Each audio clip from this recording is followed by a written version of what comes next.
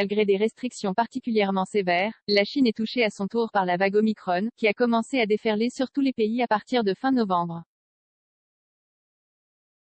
Ce pays, où les derniers Jeux olympiques d'hiver se sont déroulés sous une bulle sanitaire de béton, vient même d'enregistrer ses premiers décès liés à l'épidémie depuis plus d'un an.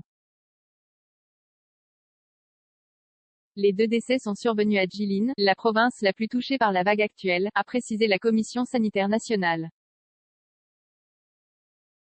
Ces premiers décès depuis le 26 janvier 2021 en Chine continentale, hors Hong Kong et Macao, y portent le bilan de la pandémie à 4.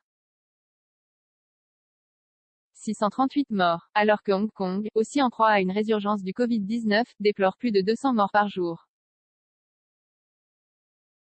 Pékin a fait de son faible taux de mortalité un argument politique, assurant que cela démontrait la puissance de son modèle de gouvernance à parti unique.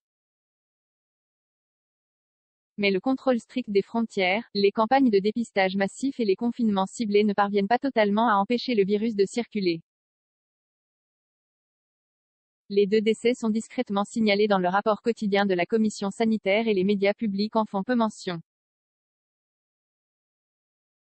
Stratégie adaptée. La deuxième économie du monde, qui enregistrait moins de 100 cas par jour il y a encore 3 semaines, annonce plus d'1 millier de nouvelles infections quotidiennes depuis une semaine.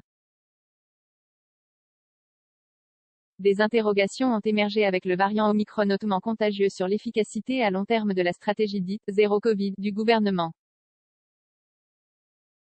Ces dernières semaines, des sources officielles ont même suggéré que la Chine pourrait devoir, à un certain moment, vivre avec le Covid-19, comme le font d'autres pays, et se sont inquiétés de la conséquence de larges confinements sur l'économie.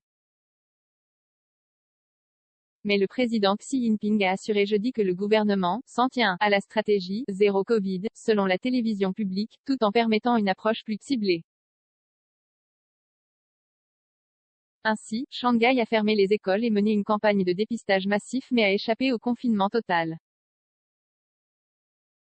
Les autorités ont aussi annoncé que les malades présentant des symptômes bénins pouvaient être isolés dans des centres de quarantaine et non plus forcément dans des hôpitaux spécialisés.